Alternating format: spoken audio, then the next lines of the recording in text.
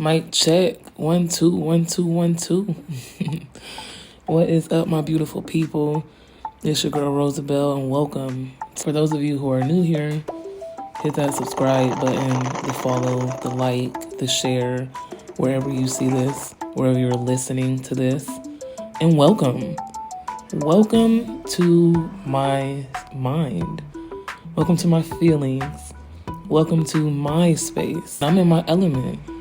I'm in a space where I like to kick my shoes off and put my feet up, put my robe on, take my pants off because pants are dumb, and just kick back, relax. I want to unwind from my day, unfold, and unplug.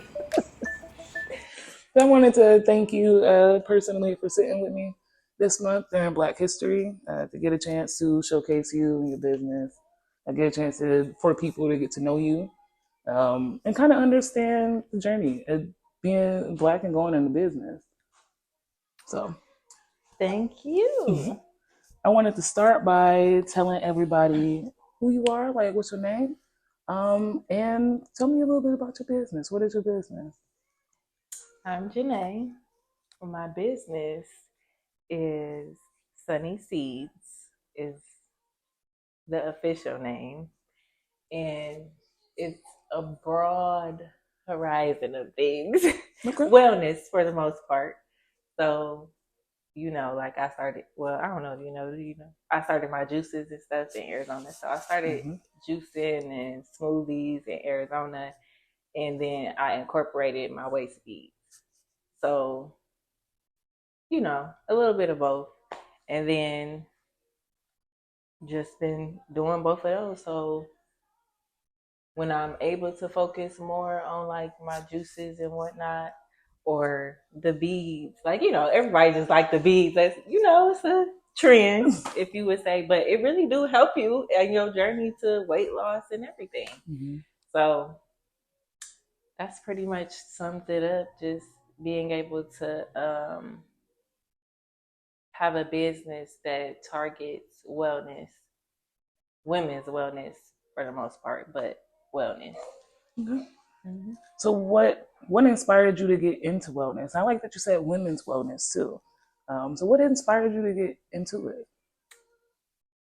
I'm a woman, and I know my struggles. Being a mom, being able to basically identify that there was an issue and a cycle that needs to be broken. So when we talk about mental health and being or experiencing being a single mother and still trying to take care of myself and my children and just everything. So I'm like, okay, we got to do something to change it. And I know, for me, I was looking for a lot of support. So I had to be the support because some people, aren't comfortable with coming and asking for help. So that was really, my goal in mind. Like, okay, I ain't the only one to feel like this. Like, this is crazy. We got to do something about it. So yeah, that's what really started it, and I've just been taking off from there, connecting with other people, me and you. So yeah, That's actually pretty exciting. So because when I first reached out, I knew that you had a few things going on, but I wasn't sure exactly what. So that's nice to know that to learn that this is more like wellness, overall wellness. Yeah. I want to talk more because I want him to get his snack too. Yeah. I feel that. So I want to talk this a little bit two-part. I want to talk about juicing first and kind of maybe the journey to juicing, because when you first start juicing, it's so much to learn with juicing. I've juiced a few times, but it's fun. But also, I could see that if I was doing that, it would be a lot of work. Yes. There's a lot of technique that goes into juicing. So that journey, what were some obstacles, or maybe are some obstacles that you feel like you run into with trying to maintain juicing? It is definitely a lot of work. It's literally like I know a lot of people follow trends or fads, but it's literally a lifestyle change.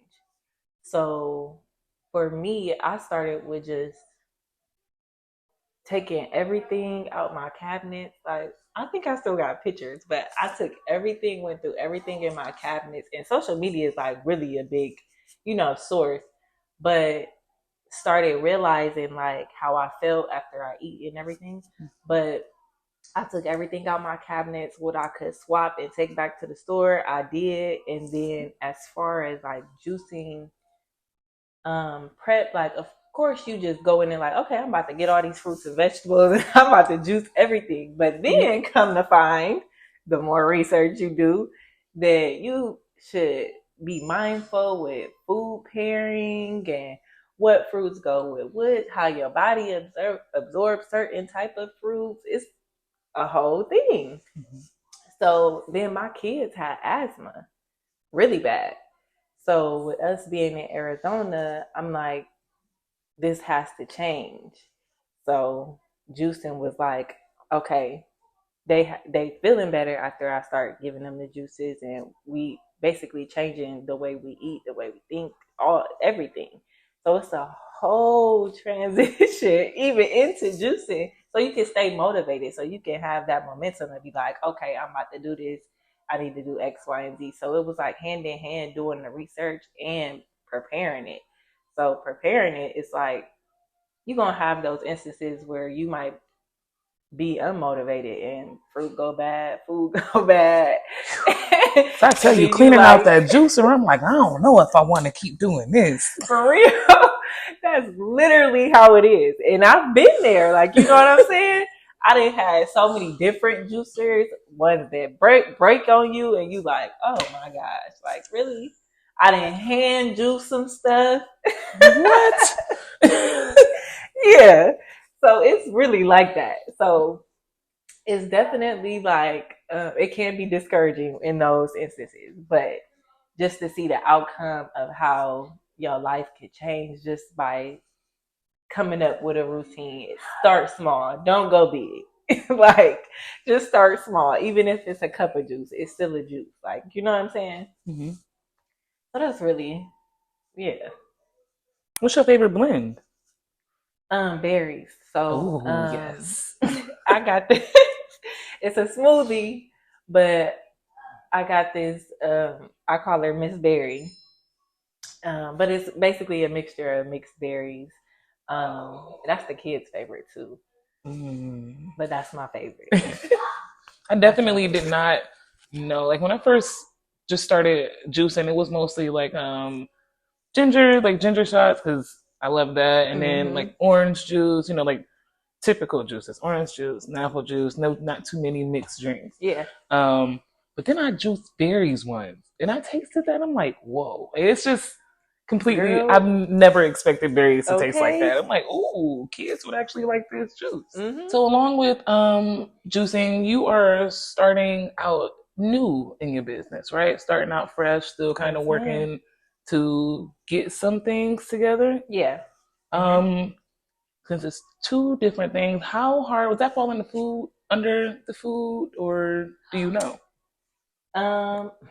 That's the thing. Yes and no. So what I've learned is like, per state, wherever state you at, it's a bunch of different guidelines. So even me, I was starting my smoothies, but I was at parks and stuff because, kids, parents, everybody's there. You want a drink that's, like, this is the research part of it, that's gonna hydrate you and keep you out there. And we in Arizona, we in the desert. We gotta stay hydrated. Where the trash cans melt, what I hear. Yes. So yes. So the water ain't gonna really do it for us. We need something that's gonna nourish our body. So I'm like, okay, I'm at the park. So I did have a mentor, and she was explaining to me how, because she has a food truck, and basically, I'm a fresh business, so I'm just working with what I got. So it's different codes and everything that you have to follow. I looked at it as like I'm just like a lemonade stand. You know what I'm saying? We're just gonna keep it simple. but it was more to it than that. So yes, it does fall under food and health. It's really a lot. Like I'm just like stressed out thinking about I wish I could see her face. Yep, I could tell. Okay. Because they was telling me all this stuff. I mean, they gave me this whole rundown because if you in this county, you got to do this. You got to have a kitchen to prep and do all this, and they got to come. It was a lot, and I was like, gosh, I just want to give the people some smoothies, and I get it because you run into issues. It becomes a liability and all that stuff. So. Okay. That sounds like it was a pretty big journey starting off, but I like the fact that you said that you had a mentor. Because that was going to be kind of one of my next questions is like if you could talk to anyone, a professional in this area, what would you ask them? Especially like starting out, what kind of questions would you ask? So I think the kind of question that I would ask is, I did have a mentor, right? But with you being a new business, you don't want to have to come out of pocket so much money for help. So it's like, I think that's the biggest issue when it comes to being a startup company. Like you really don't have the guidance without having to pay for it, And it's like, well, dang, I'm just getting started. Like I don't got that kind of income coming in. So like, where should I start? And I was blessed that she was able to at least give me some gems. Like she, wanted to see me thrive. She, wanted that for me. And so it's kind of like you be in hopes to where like, dang, I hope somebody just drop the gems on me. Take what I can. Just where do I need to start? How can I don't even want to say progress like fast, but like where do I need to start? Like what's the biggest things like I said, I ran into those issues with like regulations, and those and having certain type of certificates and like should I save for this and then start going into just like coming up with a real plan instead of just like, oh yeah, you want to open up a business, like go ahead, do it. Like okay, how do I do it? Like what I'm saying. So I mean, I'm gonna have a ton of questions, girl. We'll be here all night. That's cool though. That gives people a gist to like. I mean, having a mentor it's tough. When I started doing photography, I use the internet a lot, YouTube. People practicing hands on because it's really even some people that I reached out to for mentor. You do got to pay for a mentor. Some people sometimes don't even want to collab with you unless you got some experience, and that kind of sucks too because it's like the purpose is to grow, right? But I get it. So it's definitely tough finding mentors in every aspect, but it's really nice when you do find somebody that ain't gonna charge your arm and your leg and the rest of your business. Yes. So with juicing comes waist beads. You mentioned waist beads being extremely helpful in the fact that you can really like monitor your weight loss in a sense. Yeah. Let's expand into your waist beads a little bit. Okay. Let's talk about that. How did you get started in the waist beads? What made you start making them? So I did started. So I went into this shop. What was the name of the shop? I can't remember the name of it, but I went into the shop and they had waist beads, and I was like, like these. I've been seeing these around, like, and I had got me some. And I was struggling with my weight as well at that time. So, they explained to me like what they were and, how they would help. So I'm like, okay, I'm gonna try it out. Tried it out. So I did a cleanse. Ooh. It was like a 7 to 10 day cleanse. And I also took I took so many wellness classes. But it was, it was invested in me. Like it was really good. But I had did a cleanse and I put the beads on. And when I say like I was struggling with my weight after my last son, I was like up to 200 pounds. And that's big for me. Right. You know what I'm saying? Like I'm usually around 110, 120.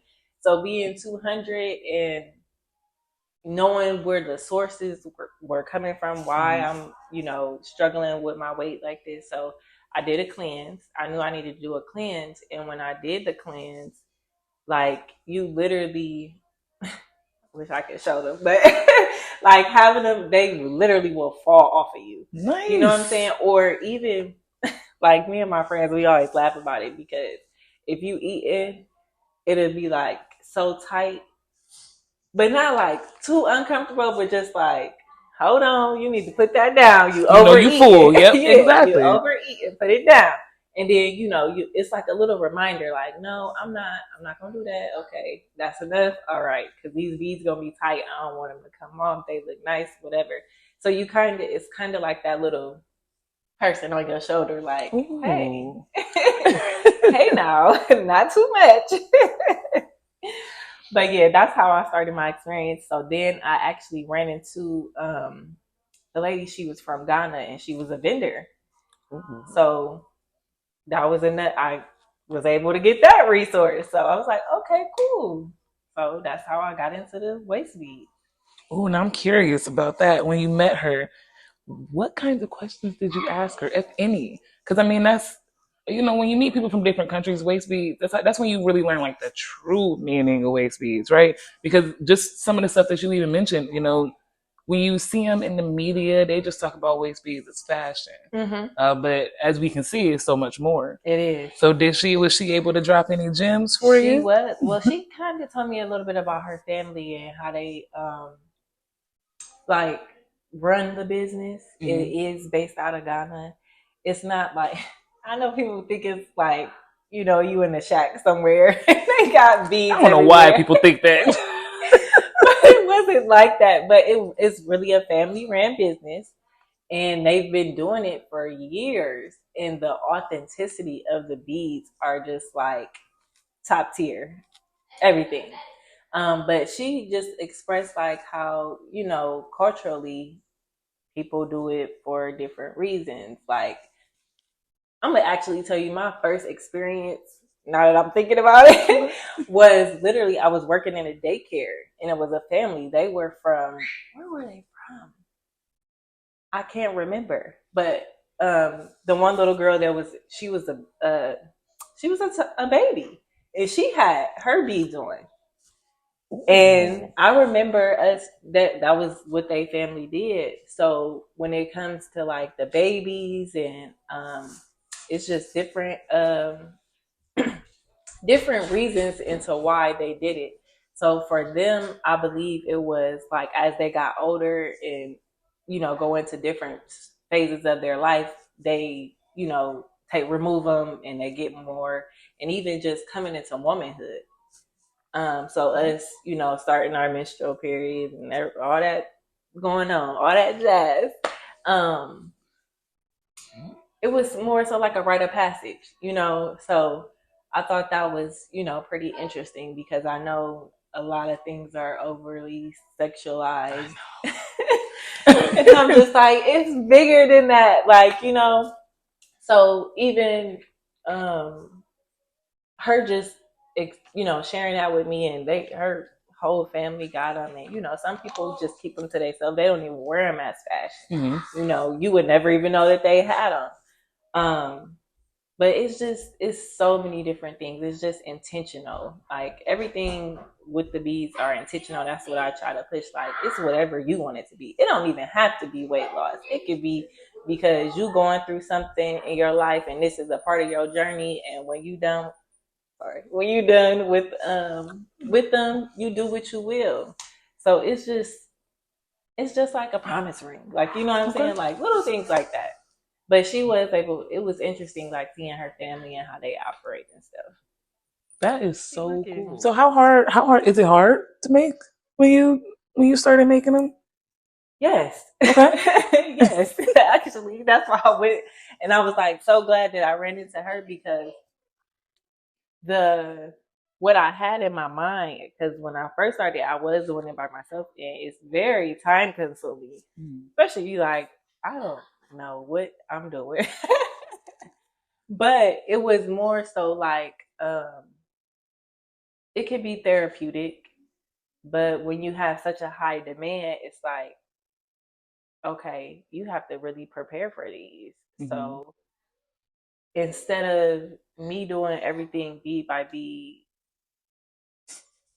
oh gosh, I just knew I felt with her it was a very genuine connection. So I need help. And that's one of the things, like, I feel like with trying to grow your business, knowing and recognizing when you need help, like, you can't do it all by yourself. So I kind of struggle with that because I wanted it to be personable. Okay. So, like, if you like, girl, I want some beads, like, we can make them together. Oh, that's a fun experience. Yeah. So that can happen. You know what I'm saying? However, I do try to but instead I do offer to be able to, like, us have a session if you wanna, whatever it is, if you need help or guidance, setting your intentions with your beads or whatever, I do offer. That's good. People need that. Sometimes people don't even know they need that until they get into it, and it really helps them get started on their own journey. Because we all in the process of the journey. Every single time. I'm in my healing journey right now, girl. Like, it's never ending journeys. Yes. So I appreciate you sharing that with me. So as we kind of start to close up, I do have a question as it relates to the younger generation. Is what 3 values do you think that the younger generation should have, hold, or carry? I would say self-worth. Maintain your self-worth. Stand on your boundaries, your nose, and it's okay. It's okay to outgrow, to start over. It is okay, babies. And trust yourself. Literally trust yourself. Don't second guess it. If it don't feel right, it ain't. Just trust it. Yeah. That's something hard to learn. I feel like you think you're going to learn it when you're young, but that's me now. Okay. That's me now. That's me now. I'm 30 now, and it's like, that's me now. Like, I'm learning that. Okay, it's okay to let go. It's okay to outgrow. Yeah. It's okay to set new boundaries. It really is okay. I appreciate that type of advice. Yeah. Yeah, because I'm like, I wish somebody said that to me years ago. But yes, I would definitely, that's what I would do. The younger generation, definitely, I wish we could just take them along. But there are we. But yeah. Okay. So lastly, how can you be found? Are you ready to be found?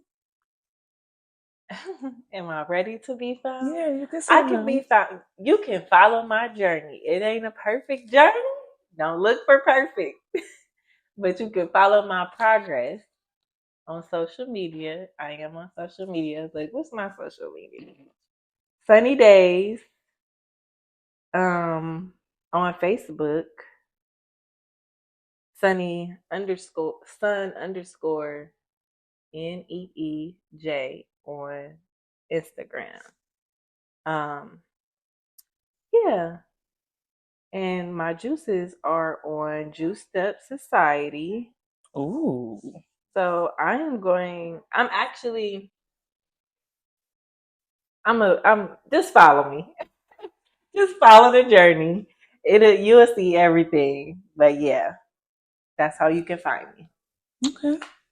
I appreciate you again for sitting down and chit chatting with me for this Black History Month. It's really nice to kind of get a business from a different perspective. This is a business, your business that's growing, your business that's still on your journey. And I really appreciate you sharing all those tips, those do's and don'ts, and those learning experiences that you had, honey, because you're not the only one. Yeah. We all continue to keep having them.